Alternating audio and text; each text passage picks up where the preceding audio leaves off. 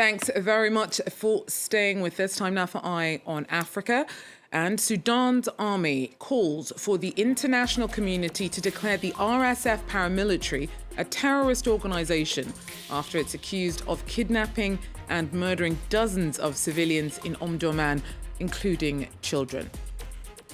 Also, despite strict laws against pornography and a countrywide culture of conservative values, sexually suggestive content on platforms like Instagram in Kenya is a side hustle for some, but also raising concerns about on and offline safety.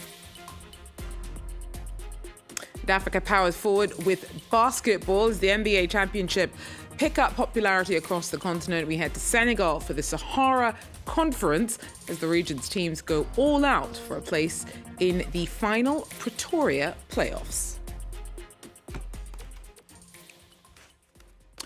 But first, we head to Sudan, where civilians continue to be brutalized by the combatants in the country's brutal war.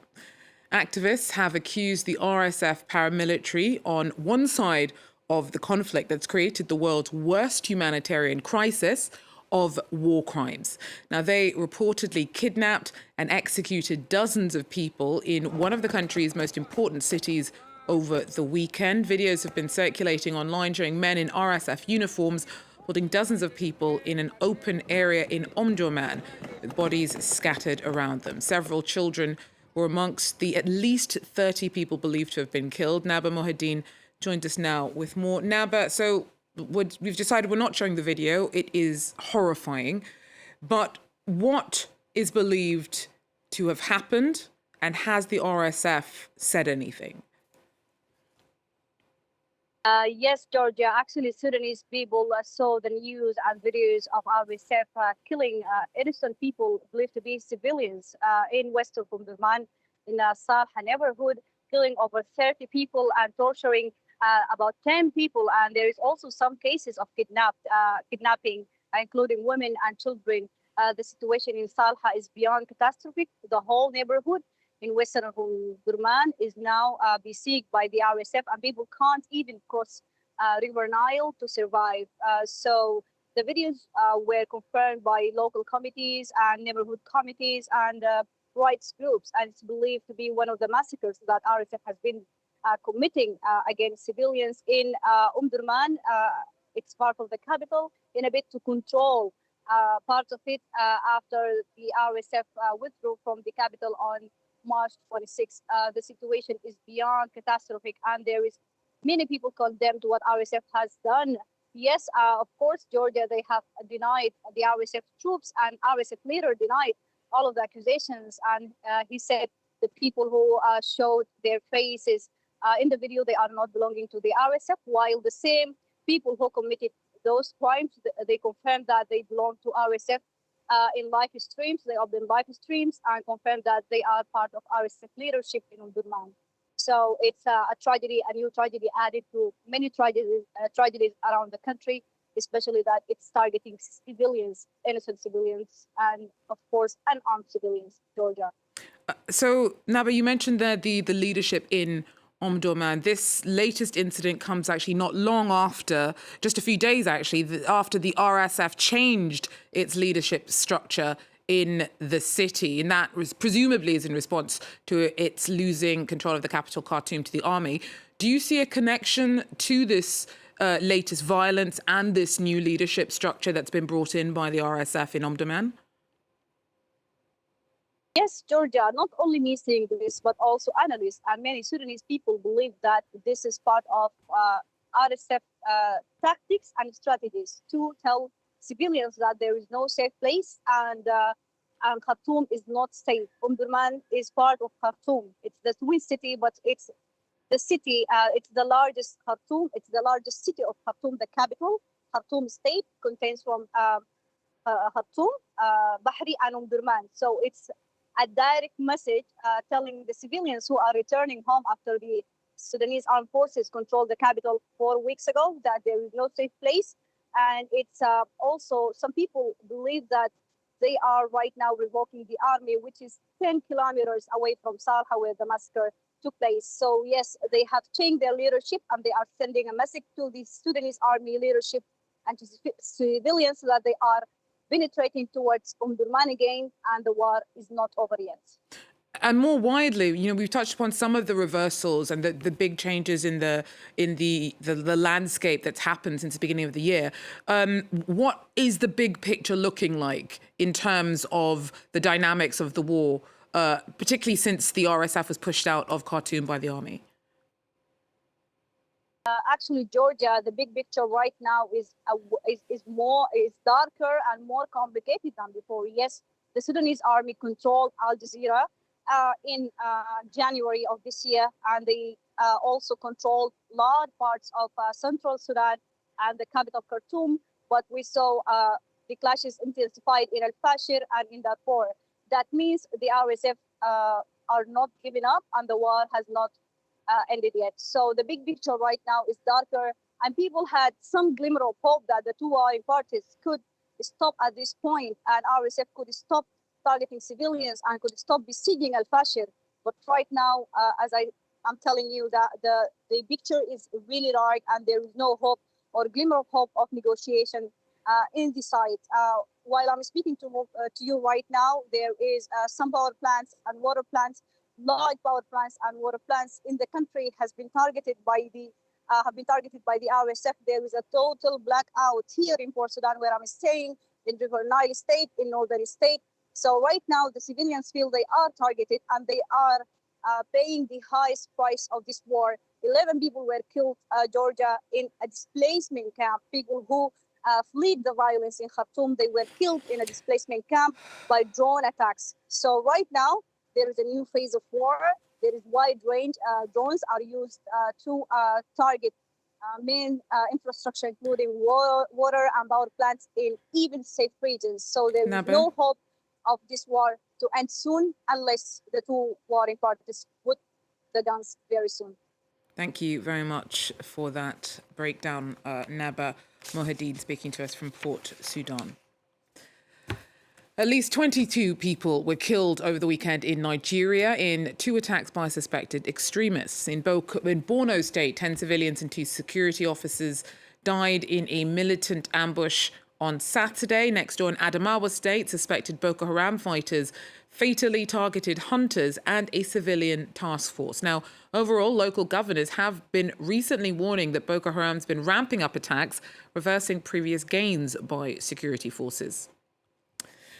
The foreign ministers of South Africa, Ethiopia and Egypt were amongst those in Brazil on Monday for a BRICS meeting aimed at presenting a united front in the face of the US's aggressive trade policies. Now, the 10-member bloc of emerging economies is positioning itself to grow in influence on the traditional global order, a goal that's all the more urgent since US President Donald Trump's hit dozens of countries around the world with huge tariffs, including a 145% levy on China. In Kenya, despite strict laws against pornography and a long-standing tradition of conservative values, sexually suggestive content on platforms like Instagram, TikTok, Telegram and X is surging. Now, this trend is a side hustle for some that can bring in more money, but it's also raising concerns about on and offline safety. Olivia Bizo sent us this report. Mercy has been posting dance videos on TikTok for the past 2 years. She's part of a growing wave of Kenyan women using the platform to earn some extra money. When you go live, people tend to send you gifts. There are several gifts. So, like a rose is about 1 Kenyan shillings. Then we have TikTok, we have donuts. Mercy's videos are playful, but she only earns a few euros per video. Others on the platform are more provocative. People go more lives at night. So when you go live, you'll find maybe a lady just twerking on the bed so that she can get more gifts. Others, maybe they just show off their body from the knee to the thighs. James used to work as a TikTok moderator. Officially, the app bans sex content, but much of it still gets through. We have content creators who use certain slang to bypass them not being flagged or not being reported or not being moderated. Practical example is a slang word is called nyonga. So nyonga is basically, in a layman's language, is like touching yourself.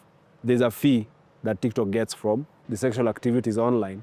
So even them, I think, there's a way they are benefiting on it. Kenya has strict laws against pornography.